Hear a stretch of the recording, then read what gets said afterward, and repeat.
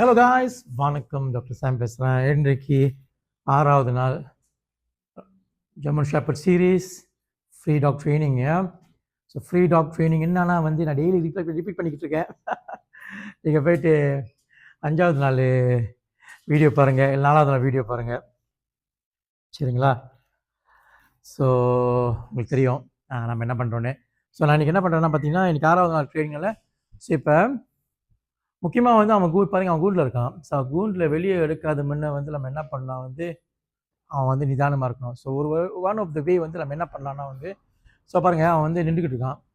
So அவன் யோசிச்சுக்கிட்டு இருக்கான். ஸோ இப்போ அவன் உட்காந்துட்டோன்னே நான் போயிட்டு டிப்ஸ் ஃபார் யூ காய்ஸ். அவன் உட்காந்துருக்கான்ல, ஸோ நான் போயிட்டு ரிலாக்ஸாக ஒரு சாப்பாடு கொடுக்கலாம்.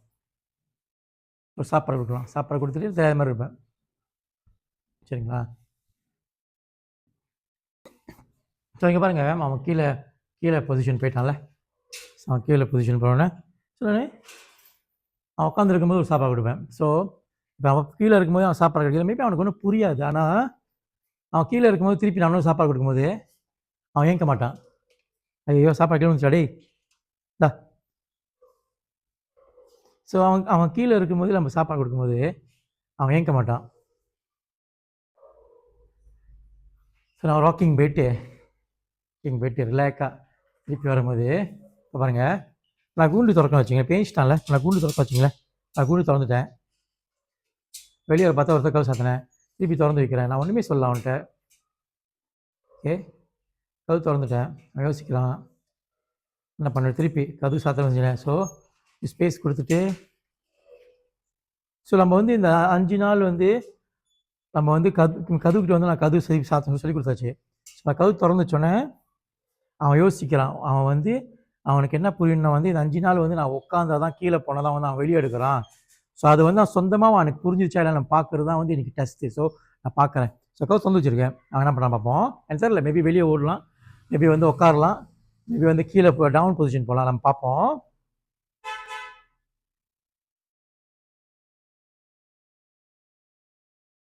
பேஷன்ஸ் இஸ் வர்ச்சுன்னு சொல்லுவாங்க காய்ஸ். பொறுமை ரொம்ப ரொம்ப முக்கியம் டாக் ட்ரைனிங் பண்ணும்போது. ஸோ நீங்கள் டாக் ட்ரைனிங் சொந்தமாக நீங்கள் பண்ணணும்னு உங்களுக்கு ஆசையாக இருந்துச்சுன்னா, இல்லை நீங்கள் டாக் ட்ரைனிங் படிக்கணும்னு ஆசையாக இருந்துச்சுன்னா, இது ஆக்சுவலாக உங்களை ரொம்ப பொறுமையான ஒரு மனிதனாக்கணும்.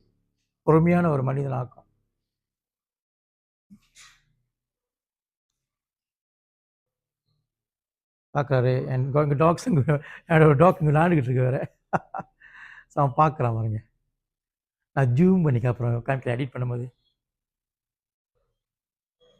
ஸோ வெயிட் பண்ணுறது அவன் இந்த மாற்றத்தை எல்லாத்தையும் பார்த்தா கூட அவன் சொந்தமாக நிதானமாக உட்காந்துட்டோன்னே அவனுக்கு என்னென்னா இப்போ அவன் வெளியே எடுக்க போகிறான், அவன் வாக்கிங் கொண்டு போகிறான். ஏன்னா கதவு திறந்தா ஒன்று வாக்கிங் எடுத்து போவேன், எல்லாம் நான் ட்ரைனிங் பண்ண ஆரம்பிப்பேன். ஸோ இங்கேருந்து வெளியாகிறான் அது அவனுக்கு ஒரு ஆர்வம் தான். ஆனால் எப்படி வெளியாகிறது காமிக்கிறது தான் நிதானமாக வெளியாகணும். நீங்கள் சத்தம் கொடுக்குற மாதிரியா சின்னுங்கிறான், நான் உட்காந்துட்டேன் பார்த்தீங்களா? ஸோ இந்த உட்காருது ரொம்ப நல்ல விஷயம். ஸோ நான் ஒரு சாப்பாடு கொடுப்பேன். உட்காந்து நிதானமாக உட்காந்துருக்கேன், நீ வெயிட் பண்ணுறேன், நான் அவனுக்கு ஒரு சாப்பாடு கொடுக்குறேன். நான் சாப்பாடு கொடுக்கும்போது கூட ட்ரீட்ஸ் கொடுக்கும்போது அவன்கிட்ட பேசல பாருங்கள். ஸோ இப்போ அவன் நிதானமாக உட்காந்துருக்கான். ஸோ இப்போ நான் கயிறு போடுவேன், சரிங்களா? ஸோ கயிறு போட்டு நான் வெளியே எடுப்பேன். ஸோ நம்ம கயிறு மேலே இழுப்போம். ஏன் கயிறு மேலே இழுக்கிறோன்னா நீங்கள் போயிட்டு டே 1 to day 4 day 4 day 5 video பாருங்கள்.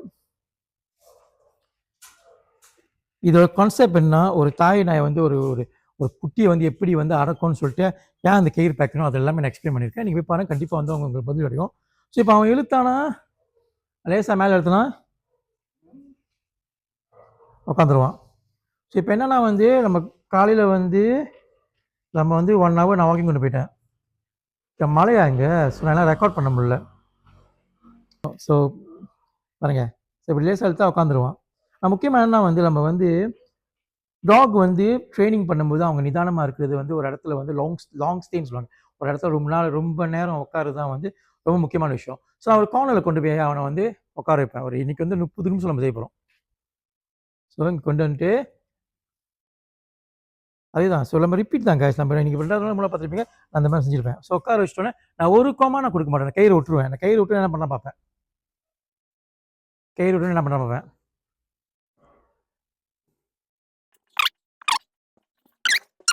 உட்காந்துட்டோன்னே அவன் எப்போ வந்து டாக் வந்து நிதானமாக இந்த சிஸ்டம்க்கு வந்து அவங்க வந்து அடங்க ட்ரை பண்ணுறாங்களோ உங்களுக்கு தெரியும். நான் வந்து புரிய ஆரம்பிக்குதோ உட்காந்துட்டோன்னே அவன் கீழே டவுனுக்கு போக ஆரம்பிப்பாங்க.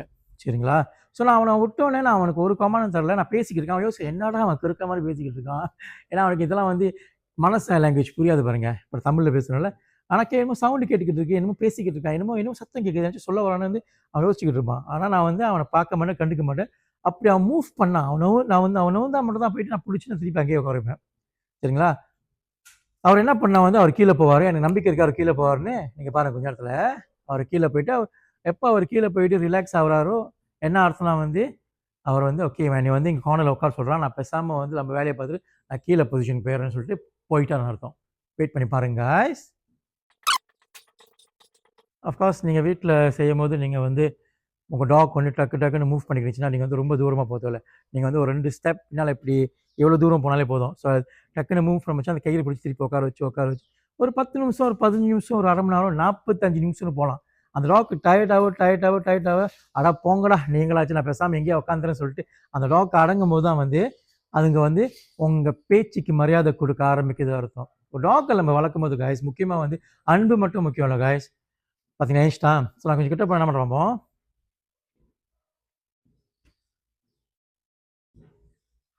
ஸோ திருப்பி உட்காருப்பேன் ஏறி பிடிச்சி உட்காந்துட்டேன்னா நான் எட்ட போயிடுவேன்.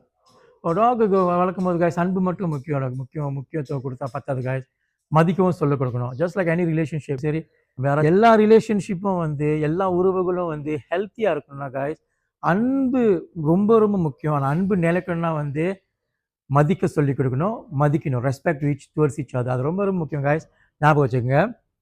ஸோ இந்த ஒரு இடத்துல உட்கார வைக்கிறது வந்து நம்ம மேலே வந்து மதிக்க சொல்லி கொடுக்குறது தான். ஓகே அவன் வந்து அவன் பாட்டுக்கு வேலையை பார்த்துக்கிட்டு இருக்கான். இப்போ நான் வச்சுக்கிங்க உதாரணத்துக்கு எங்கள் அம்மா துணி காய்ப்படுறாங்க, என் பாப்பா விளாண்டுக்கிட்டு இருக்கு, என் ஒய்ஃப் கூட உட்காந்து வெளியே உட்காந்து டீ குடிச்சிக்கிட்டு இருக்கேன். ஸோ அவன் வந்து அவன் சைட்டில் வந்து அவன் வந்து ஒரு ஸ்பேஸில் அவன் பாட்டுக்கு அவன் இருக்கணும்னு வச்சுக்கோங்களேன். இல்லை என்னோட மல்லே ஃப்ரெண்ட்ஸ் வீட்டுக்கு வராங்க, என் மல்லே ஃப்ரெண்ட்ஸ் வீட்டுக்கு வராங்க. அஃப்கோர்ஸ் அங்கே டாக்ஸ் தொட முடியாது. ஸோ அவனால் வந்து ஒரு கார்னரில் நம்ம உட்கார சொன்னோமா ஒரு கார்னரில் உட்காந்து அவனுக்கு ஸ்பேஸ் கொடுத்து நம்மளை பார்க்க முடியும். அதனால தான் இந்த ஆக்டிவிட்டி ரொம்ப ரொம்ப முக்கியம்.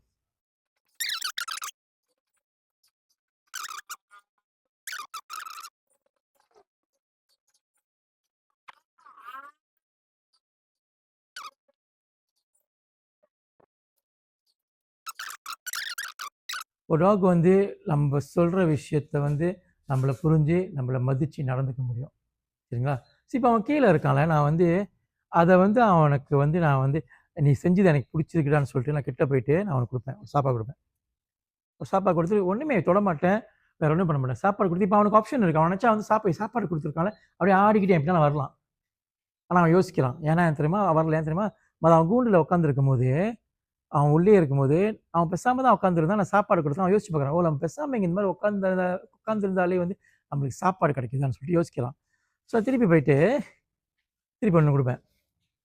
ஸோ அவன் யோசிக்கிறான், ஓ ரைட்டு நம்ம இப்படி உட்காந்துருந்தா போதும், இவன் நம்மளுக்கு சாப்பாடு கொடுப்பான், வாழ்க்கை எவ்வளோ தானா, இவ்வளோ சிம்பிள் தானே, பாட்டுக்கிட்டு சுத்த முடிக்கிட்டே பாட்டுக்கிட்டே ரிலாக்ஸாக ஒரு இடத்துல உட்காந்துருதுவா அதுக்கே நம்மளுக்கு சாப்பாடு வருதா, பரவாயில்லையே.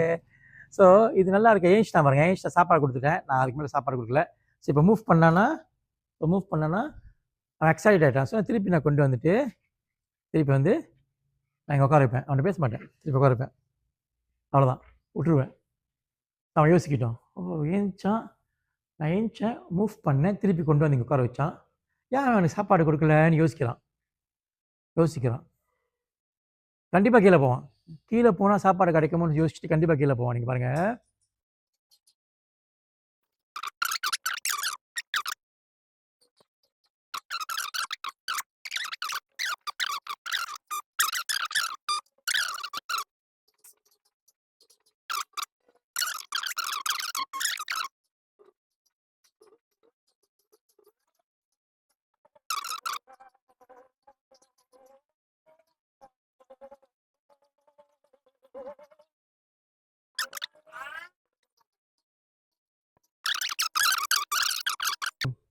அவனை ஒரு இடத்துல உட்கார வைக்கிறதுனா நீ அங்கே வந்து இருக்கணும், நம்ம அவனை கூப்பிட்டா தான் நீ வரணும். நம்ம கமாண்ட் ட்ரைனிங் போகும்போது இது அவனுக்கு நல்லா சொல்லி கொடுத்தா வந்து உட்காந்து ஒரு நம்மளை ஃபோக்கஸாக பார்ப்பாங்க. ஆகிட்டான் அவ்வளோ. இந்த நீங்கள் பாருங்கள், ட்ரைனிங் வந்து எவ்வளோ இன்ட்ரெஸ்டிங்காக இருக்குன்னு. பொறுமை தான் guys.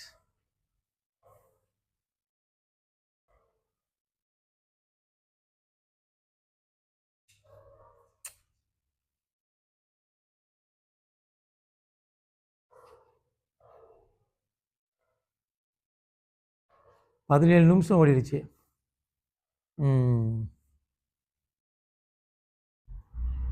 பார்த்தீங்களா?